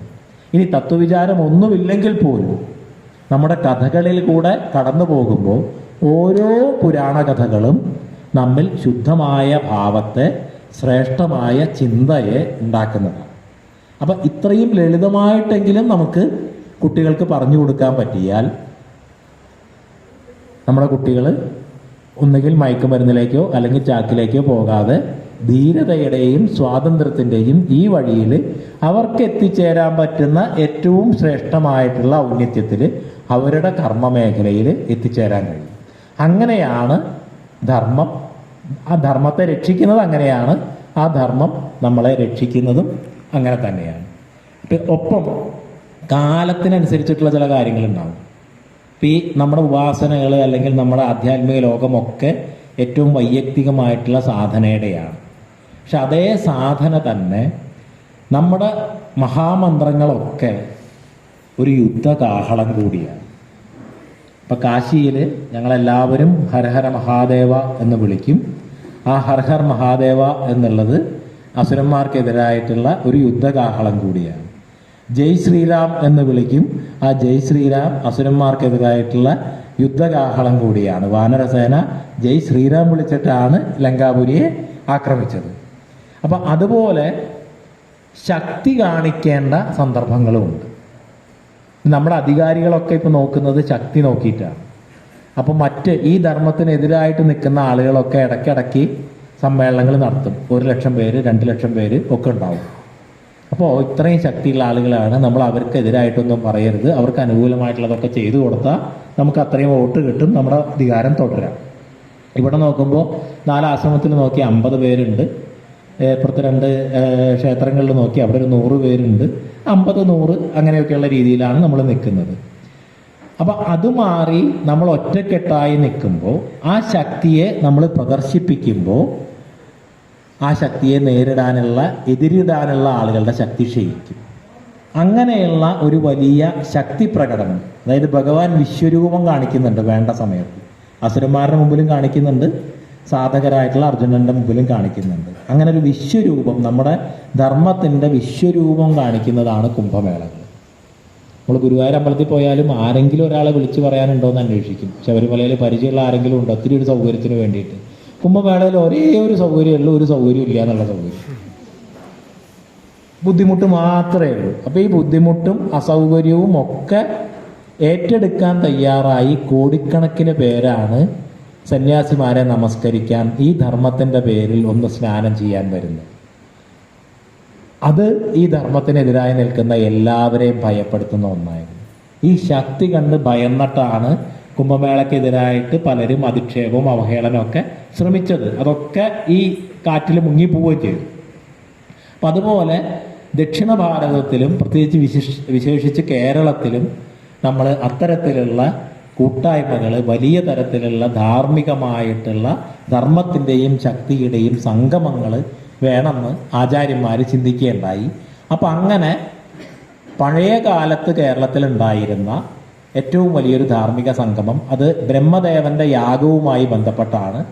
ഈ ദേശത്തെയും നമ്മുടെ സമാജത്തെയും രക്ഷിക്കുന്നതിന് വേണ്ടിയിട്ട് ഒരു മഹത്തായ യാഗം ചെയ്യണം എന്ന് പരശുരാമന്റെ അഭ്യർത്ഥന പ്രകാരം ബ്രഹ്മദേവൻ യാഗം നിശ്ചയിക്കുകയും ആദ്യം നിശ്ചയിച്ച സ്ഥലം ഇവിടെ പൊള്ളാച്ചി അടുത്ത ആനമുടിയിലാണ്. ആനമുടി അത്രി അനസൂയ ദേവിമാരുടെ തപസ്ഥലിയാണ്. അവിടെയാണ് ദത്താത്രേയ ഭഗവാൻ, ത്രിമൂർത്തിമാർ അവിടെ ഭിക്ഷയ്ക്ക് വേണ്ടി വന്ന് അവർ കൊടുത്ത അനുഗ്രഹത്തിൻ്റെ ഭാഗമായിട്ട് ദത്താത്രേയ ഭഗവാൻ ജന്മം ചെയ്തത്. അപ്പം അവിടെയാണ്, ആ തപോഭൂമിയാണ് ആദ്യം നിശ്ചയിച്ചത്. പക്ഷെ അവിടെ സരസ്വതി ദേവി എത്താൻ ഇത്തിരി വൈകി. അപ്പം ഗായത്രി ദേവിയെ യജമാന പത്നിയാക്കി ഇരുത്തി യാഗം തുടങ്ങിയപ്പോഴാണ് സരസ്വതി ദേവി എത്തുന്നത്. അപ്പോൾ ഇതിൽ കോപിഷ്ഠിയായിട്ട് ഗായത്രിയെ ശപിച്ചു, നദിയാവട്ടെ എന്ന്. കാരണമില്ലാത്ത ശാപമായതുകൊണ്ട് ഗായത്രി സരസ്വതിയെയും ശപിച്ചു, നദിയാവട്ടെ എന്ന്. അപ്പോൾ ഈ കഥകളൊക്കെ പല തത്വങ്ങളും പല ശക്തികളുടെ പ്രവാഹങ്ങളും ഒക്കെ ആയിട്ട് ബന്ധപ്പെട്ടതാണ്. കാരണം ഇപ്പോൾ ചരക ഋഷിയാണ് ആയുർവേദ ഗ്രന്ഥം എഴുതിയെന്ന് പറയും. ചരശബ്ദത്തിൻ്റെ അർത്ഥം അന്നത്തിൻ്റെയും പ്രാണന്റെയും ശുദ്ധമായ ആചരണം, അന്നവും പ്രാണനും എന്നാണ് അർത്ഥം. അപ്പം അത് ശുദ്ധമായി ആചരിക്കേണ്ട സംഹിതയാണ് ചരക സംഹിത. പക്ഷെ അത് ആളുകളുടെ ഓർമ്മ നിൽക്കാൻ വേണ്ടിയിട്ട് ചരക ഋഷി രചിച്ചു എന്ന് പറയും. അതുപോലെ ഇതിൽ ഓരോ പേരുകളും ഓരോ ശക്തിയുടെ പ്രവാഹവുമായി ബന്ധപ്പെട്ടതാണ്. അപ്പം അങ്ങനെ ശപിച്ചു, നദിയാവട്ടെ എന്ന് ശപിച്ചു. അങ്ങനെ ഗായത്രി നദിയും സരസ്വതി നദിയും ഒഴുകി അത് ഒരുമിച്ച് ചേർന്ന് ഭാരതപ്പുഴയായി. അപ്പം അന്ന് യാഗം മുടങ്ങിയപ്പോൾ പിന്നെ കണ്ടെത്തിയ സ്ഥലം ഭാരതപ്പുഴയുടെ തന്നെ തീരത്ത്, ഭാരതപ്പുഴ നദിയിൽ കടലിൽ ചേരുന്ന സ്ഥലത്ത് തിരുനാവായിയാണ്.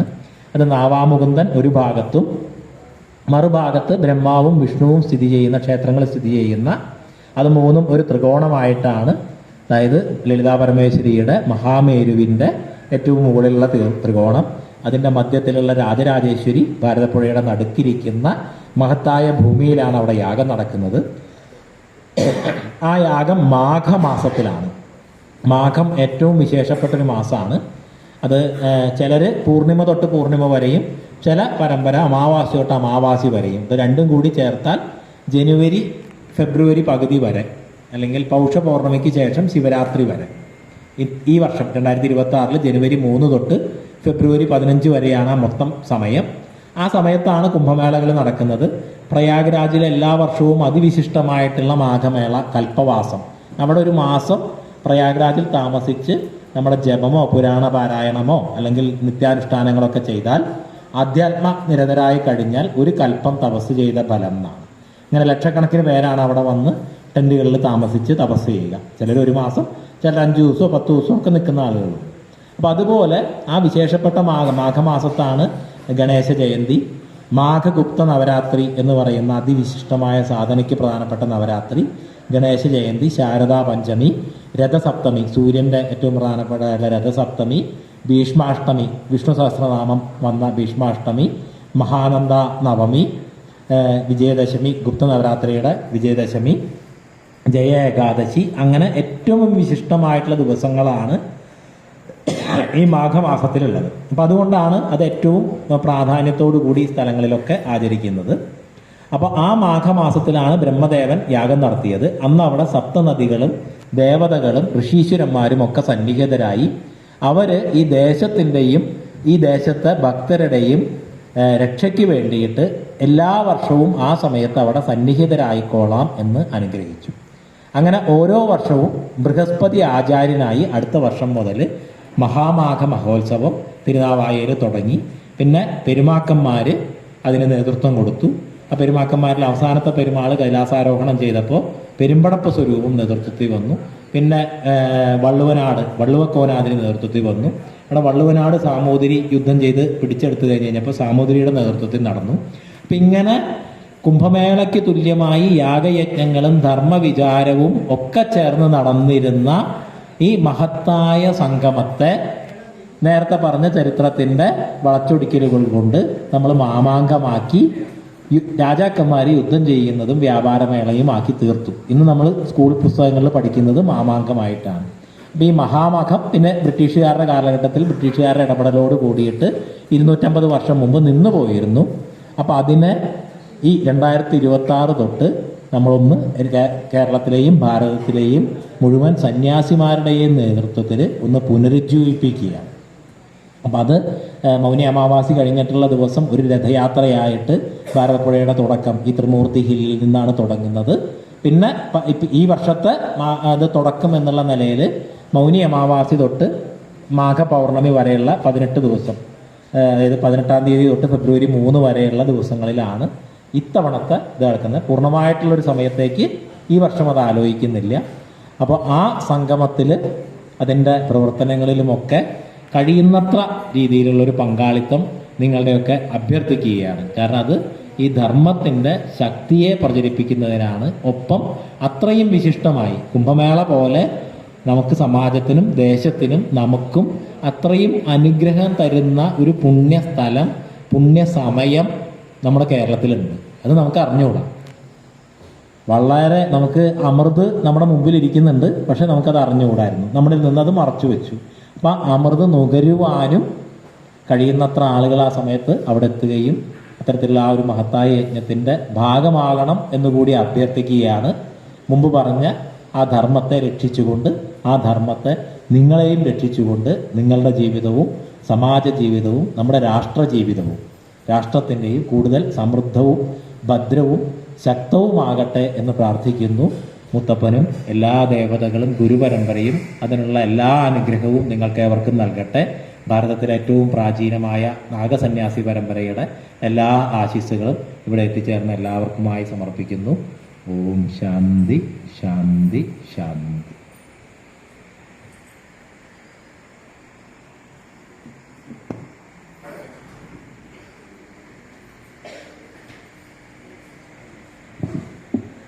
അങ്ങനെ ഒരു കുറച്ച് സമയത്തിനുള്ളിൽ വലിയ വലിയ കാര്യങ്ങൾ നമ്മൾക്ക് മനസ്സിലാക്കാൻ സാധിച്ചു സ്വാമിയുടെ. And in such A short time we got so much of knowledge from Swamiji. അപ്പോൾ ഇതിലിരിക്കുന്നവർക്ക് 2 പേർക്ക് ക്വസ്റ്റ്യൻ ചോദിക്കാനുള്ള സമയമുണ്ട്. ബിക്കോസ് 6:30 മണിക്ക് നമ്മുടെ പൈൻകുട്ടി പൂജയാണ്. അതിന് മുമ്പിൽ മറ്റുള്ള സമാപന ചടങ്ങ് ചെയ്യണം നമുക്ക്. അതുകൊണ്ട് 2-3 ക്വസ്റ്റ്യൻസ് ചോദിക്കാം. വല്ലവർക്കും സംശയം ഉണ്ടെങ്കിൽ സ്വാമിജിയുടെ അടുത്ത് we can ask questions to Swamiji.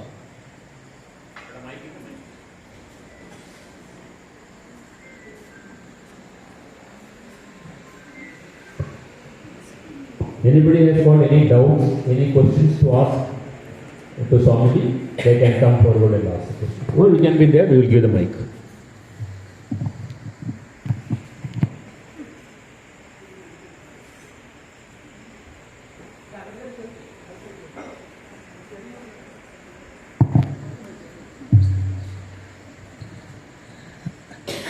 Malayalam എനിക്ക് കുറച്ച് അറിയും.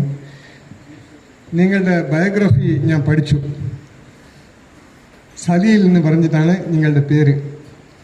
പിന്നെ നിങ്ങളുടെ ട്രാൻസ്ഫോർമേഷൻ ഫ്രം കമ്മ്യൂണിസം ടു സനാതന ധർമ്മ, ഇത് എങ്ങനെ, ഹൗ വാസ് ഇറ്റ് പോസിബിൾ? അതാണ്. പിന്നെ സനാതന ധർമ്മ പറ്റി പറഞ്ഞു. ആചാര അനുഷ്ഠാനങ്ങളൊക്കെ ചെയ്യുന്നുണ്ട്. പ്രതിഫലം എതിർപാരാത്ത ചെയ്തിട്ടുണ്ട്. പക്ഷേ ഇങ്ങനെ ഒരു ഇൻട്രസ്റ്റും ഡെഡിക്കേഷനും എങ്ങനെ ഉണ്ടാവും? അത് എനിക്ക് ചെറിയ സസ്പെൻസ് ആകുന്നു. ഞാൻ ഈ ക്വസ്റ്റ്യൻ വേറൊരു തരത്തിൽ പറയാം. അതായത് ഒരു സാധാരണ മനുഷ്യൻ എങ്ങനെ രൂപാന്തരപ്പെട്ടിട്ട് ഒരു മഹാമനുഷ്യനാകാൻ പറ്റും, ഒരു സന്യാസിയാകും, ഒരു ആധ്യാത്മിക ഗുരു ആകാൻ സാധിക്കുന്നതാണ് questions. Basically from an ordinary person how you can transform yourself to a great personality in spirituality. Correct.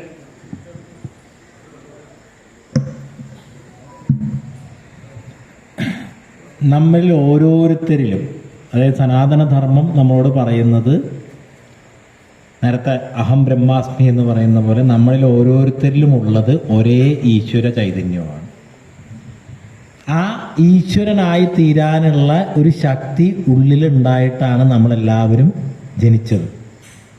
ആ ശക്തിയെ നമ്മൾ പല ചരട് അഴുക്കുകളിട്ട് മൂടി വെച്ചിട്ടാണ് നമ്മൾ പലപ്പോഴും താഴോട്ട് പോകുന്നത്.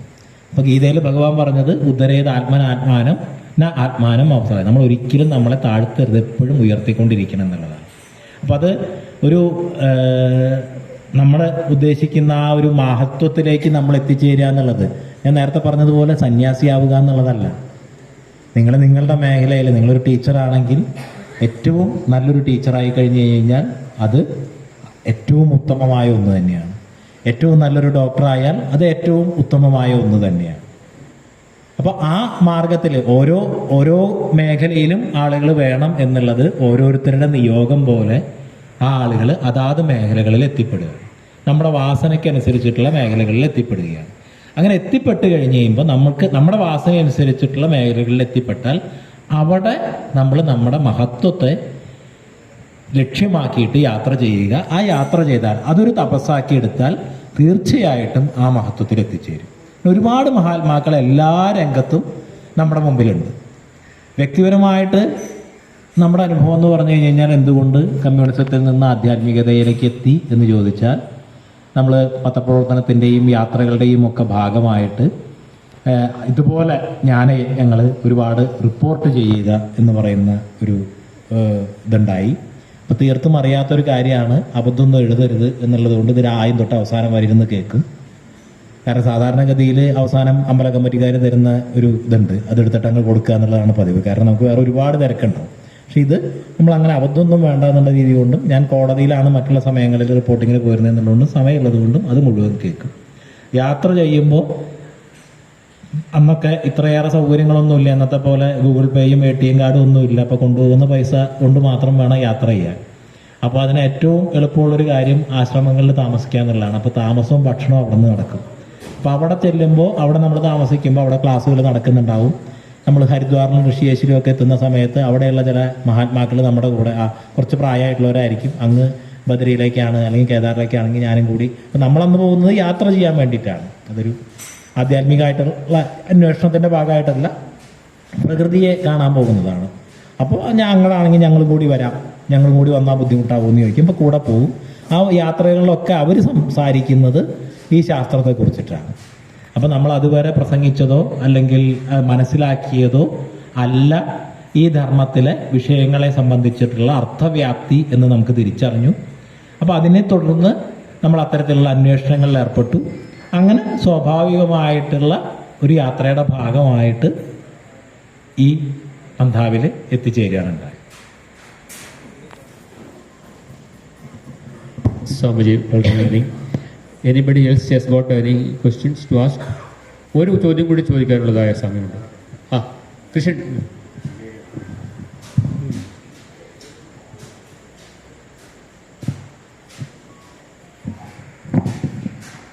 സ്വാമിജി നമസ്കാരം. എൻ്റെ പേര് സുരേഷ് കുമാർ എന്നാണ്. ഞാൻ തലശ്ശേരിയാണ് സ്ഥലം. അപ്പോൾ എൻ്റെ ചോദ്യം എന്ന് പറഞ്ഞാൽ, നമ്മൾ ഈ സനാതന ധർമ്മത്തിനെ പറ്റി നമ്മൾ കുറേ എൻറിച്ച്ഡ് കൾച്ചറൽ ട്രഡീഷനൊക്കെ ഉണ്ടായിട്ടുണ്ട്. പക്ഷേ ടുഡേ സിറ്റുവേഷൻ നോക്കിക്കഴിഞ്ഞാൽ ഒരു പൊളിറ്റിക്കൽ ഇൻഫ്ലുവൻസ് ചെയ്ത ഒരു ടൂളായിട്ട് മാറിയിട്ടുണ്ട് മറ്റുള്ള റിലീജിയൻസിനെ കമ്പയർ ചെയ്യുന്നത്. അപ്പം ഇതിനെ എങ്ങനെ ചെറുത്ത് നിൽക്കാൻ പറ്റും? To integrate more strong.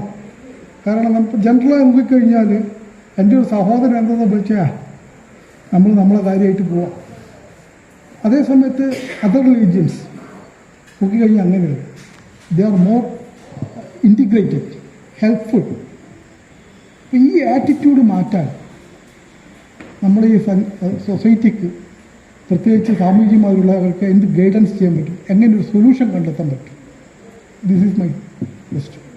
Namaste, thank you.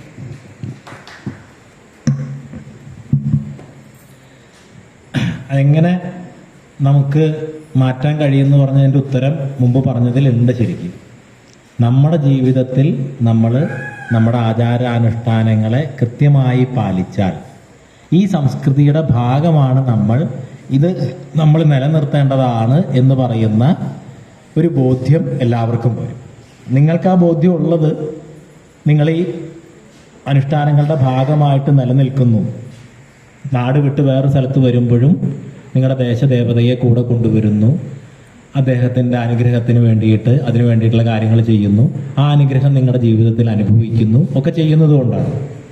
പക്ഷെ പഴയ കാലത്ത് ഒരു കേരളത്തിൻ്റെ ചിത്രം, ഒരു ചിത്രകാരൻ്റെ അടുത്ത് പഴയൊരു കേരളത്തിൻ്റെ വീട് വരയ്ക്കാൻ പറഞ്ഞ് ആള് പെട്ടെന്ന് വരയ്ക്കുക എന്ന് പറയുന്നത് പൂമുഖത്ത് നിലവിളക്ക് കൊളുത്തി വെച്ചിരുന്ന് വീട്ടുകാരെല്ലാവരും കൂടി നാമം ജപിക്കുന്ന ചിത്രമാണ്. ഇന്ന് കേരളത്തിൽ എത്ര വീട് അത് കാണും? ഒന്നും കാണില്ല. അത് ആ ആചരണം ഗൃഹത്തിലുണ്ടായാൽ, അപ്പം ഇതിനെയൊക്കെ പുറത്തേക്ക് നമ്മൾ കളയുമ്പോൾ നമ്മൾ അറിയാണ്ട് കയറി വരുന്ന കുറേ ആൾക്കാരുണ്ട്. നമ്മൾ നാമജപത്തിനെ കളഞ്ഞു, അല്ലെങ്കിൽ രാവിലെ കുളി കളഞ്ഞു, ആ വീട്ടിലുണ്ടാക്കിയ ഭക്ഷണം കഴിക്കുക എന്നുള്ളത് കളഞ്ഞു, ഇതൊക്കെ നമ്മൾ കളയുന്നുണ്ട്. അപ്പം നമ്മൾ അറിയാണ്ട് കയറി വരുന്ന കുറേ ആളുകളുണ്ട്. Anxiety, depression. ഇപ്പോൾ രാവിലെ ആങ്സൈറ്റിയുടെ ഗുളിക, വൈകിട്ട് ഡിപ്രഷൻ്റെ ഗുളിക, കുറച്ച് കഴിയുമ്പോൾ കിഡ്നി പോയി, കുറച്ച് കഴിയുമ്പോൾ കരൾ പോയി. രാവിലെ എണീറ്റ് കുളിക്കാൻ മടിയുള്ള ആൾ ഹാർട്ട് ഓപ്പറേഷൻ കഴിഞ്ഞിട്ട് 6 മാസം 8 മാസമൊക്കെ സുഖമായിട്ട് കിടക്കും. അപ്പം ഇങ്ങനെ നമ്മൾ അറിയാണ്ട് കയറി വരുന്നത്. പണ്ട് ഈ കറണ്ടൊക്കെ വന്നു കഴിഞ്ഞ സമയത്ത് അന്നത്തെ യുക്തിവാദികൾ, ഞാനൊക്കെ അടക്കമുള്ള യുക്തിവാദികൾ ഒരു കാലത്ത് ചോദിച്ചിരുന്നതാണ്, അന്നത്തെ ഭൂതപ്രേത പിശാചുക്കളൊക്കെ എവിടെ പോയി? പഴയ കാലത്ത് ഇലക്ട്രിസിറ്റി വന്നപ്പോൾ ഇതൊക്കെ എവിടെ പോയി? ഇതൊക്കെ ഇപ്പോൾ ഓരോ വീടുകളിലുണ്ട്. പണ്ട് അവർ പാലയിലൊക്കെ സ്വസ്ഥമായിട്ട് ഇരുന്നിരുന്നതാണ്. നമ്മൾ ഇടയ്ക്ക് കൊല്ലത്തിലൊരിക്കലും പോയിട്ട് എന്തെങ്കിലുമൊക്കെ ചെയ്തു വന്നാൽ മതി. അവർക്ക് ഇരിക്കാനുള്ള സ്ഥലമൊക്കെ കളഞ്ഞു. നമ്മൾ അവരൊന്നും നമ്മുടെ ഉള്ളിൽ കയറാതിരിക്കാൻ വേണ്ടിയിട്ടുള്ള വൃത്തിയും ശുദ്ധിയും നിഷ്ഠയും ഒക്കെ നമ്മളും കളഞ്ഞു. അപ്പം അവരൊക്കെ ഇപ്പോൾ വീട്ടിലുണ്ട്, ഓരോരുത്തരുടെ മേത്ത്. ചിലരൊക്കെ കണ്ടാൽ തന്നെ നമുക്കറിയാമല്ലോ എഴുന്നള്ളി വരുന്ന രൂപങ്ങൾ. അപ്പം ഈ ആചാരാനുഷ്ഠാനങ്ങളെ നമ്മുടെ പൂർവികർ നമുക്ക് പകർന്നു തന്നത് സെമറ്റിക് മതങ്ങൾ പറയുന്നത് പോലെ അവിടെ ചെന്നിട്ട് ഹൂറിയെ കിട്ടാനോ സ്വർഗം കിട്ടാനോ നരകം കിട്ടാനോ ഒന്നുമല്ല. ആ സ്വർഗവും നരകവും ഒന്നും എനിക്ക് എൻ്റെ ലക്ഷ്യമല്ല എന്ന് പൂർവികർ കൃത്യമായി പറഞ്ഞിട്ടുണ്ട്.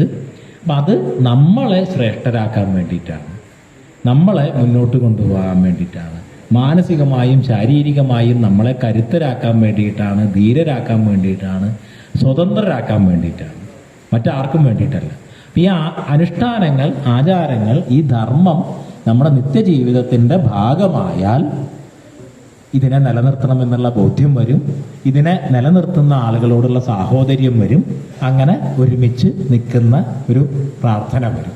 അപ്പോൾ പണ്ട് വേദത്തിൻ്റെ കാലഘട്ടത്തിൽ തന്നെ നമ്മൾ ഒരുമിച്ചിരിക്കട്ടെ, ഒരുമിച്ച് മഹത്തായിട്ടുള്ള ലക്ഷ്യത്തിന് വേണ്ടി പരിശ്രമിക്കട്ടെ, നമ്മൾ പരസ്പരം ദ്വേഷിക്കാതിരിക്കട്ടെ എന്നാണ് ഉപനിഷത്ത് ഋഷി നമുക്ക് പകർന്നു തന്ന പ്രാർത്ഥന. അപ്പം അത് നമ്മുടെ ജീവിതത്തിൽ നമ്മുടെ ഇന്നത്തെ പല തിരക്കുകൾ കൊണ്ട് അതൊക്കെ ഇറക്കി വിട്ടത് കൊണ്ടാണ് ഇന്ന് ഈ ഒരുമിപ്പില്ലാത്തത്. നമുക്ക് ഊർജം തരേണ്ട ദേവതാ സങ്കേതങ്ങളെ നമ്മൾ നശിപ്പിച്ചത് കൊണ്ടാണ്. അപ്പം നശിപ്പിക്കുക എന്ന് പറഞ്ഞു കഴിഞ്ഞാൽ തീരെ ദാരിദ്ര്യത്തിൽ കിടക്കുക എന്നുള്ളത് മാത്രമല്ല കേട്ടോ.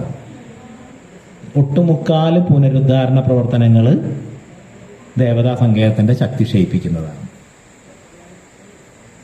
ഇപ്പോൾ ശബരിമലയിൽ ഭസ്മക്കുളം മൂടി പുതിയ സ്ഥലത്ത് ഭസ്മക്കുളം വയ്ക്കാൻ പോകുന്നുണ്ട്. ആ മല തന്നെ ഇടിഞ്ഞു പോരുമെന്ന് അറിയില്ല. അപ്പം അത്തരത്തിൽ നടക്കുന്ന പല കാര്യങ്ങളും നേരത്തെ പറഞ്ഞ പോലെ ബോധപൂർവമായിട്ട് ഈ ശക്തി കേന്ദ്രങ്ങളുടെ ശക്തിയെ ക്ഷയിപ്പിക്കുന്നതിന് വേണ്ടിയിട്ടൊക്കെയാണ്. ഇപ്പോൾ ഒരു 80കളിലൊക്കെ നടന്ന പുനരുദ്ധാരണ പ്രവർത്തനങ്ങൾ മുഴുവൻ നമ്മുടെ ക്ഷേത്രങ്ങളിലെ പുരാതനമായിട്ടുള്ള തേജസ്സുറ്റ വിഗ്രഹങ്ങൾ യൂറോപ്പിലേക്ക് കടത്താൻ വേണ്ടിയിട്ടുള്ളതായിരുന്നു. മരത്തിൻ്റെ വിഗ്രഹമല്ലേ, ഞങ്ങൾ പുതിയ പഞ്ചലോക സ്പോൺസർ ചെയ്യാം, സ്വർണത്തിലുള്ള സ്പോൺസർ ചെയ്യാം, നമ്മളതൊക്കെ എടുത്തു കൊടുത്ത് പുതിയത് വാങ്ങിച്ചു വയ്ക്കുന്ന പുനരുദ്ധാരണ പ്രവർത്തനമായിരുന്നു. അപ്പോൾ അങ്ങനെ നമ്മുടെ ധാർമ്മിക കേന്ദ്രങ്ങളുടെ ശക്തി ക്ഷയിപ്പിച്ച്, നമ്മുടെ ആശ്രമങ്ങൾ, ധർമ്മോപദേശം തരേണ്ട ആശ്രമങ്ങളുടെ ശക്തി ക്ഷയിപ്പിച്ച്, അതൊക്കെ ക്ഷയിച്ചു വരുന്നത് കൊണ്ടാണ് നമ്മുടെ ഗൃഹത്തിലും നമ്മുടെ സമൂഹത്തിലുമൊക്കെ സമഭാവനയ്ക്കും സാഹോദര്യത്തിനും പകരം ഛിദ്രവും അസ്വസ്ഥതയൊക്കെ കൂടി വരുന്നത്. ഈ ആചാരങ്ങളെ, അനുഷ്ഠാനങ്ങളെ ധർമ്മത്തിൻ്റെ ജീവിതത്തിൻ്റെ ഭാഗമാക്കി തീർക്കാൻ നമ്മൾ ശീലിക്കുകയും നമുക്ക് ആരെങ്കിലും ഒക്കെ ഇതിലേക്ക് കൊണ്ടുവരാൻ പറ്റുമെന്നുണ്ടെങ്കിൽ അത് ചെയ്യുകയും കൂടി ചെയ്താൽ അങ്ങ് ചോദിച്ച ആ ഒരു സാഹോദര്യം സ്വാഭാവികമായിട്ടും പണ്ടിവിടെ ഉണ്ടായിരുന്നു, അത് തിരിച്ചു വരും. Thank you Swamiji. അത് സമയം ഗുരുദേവ് പറയും, you transform your family transforms, you transform the nation transforms എന്നുള്ളത്. Individual transformation make the society and the family and the nation transforms. That's very important. Thank you so much.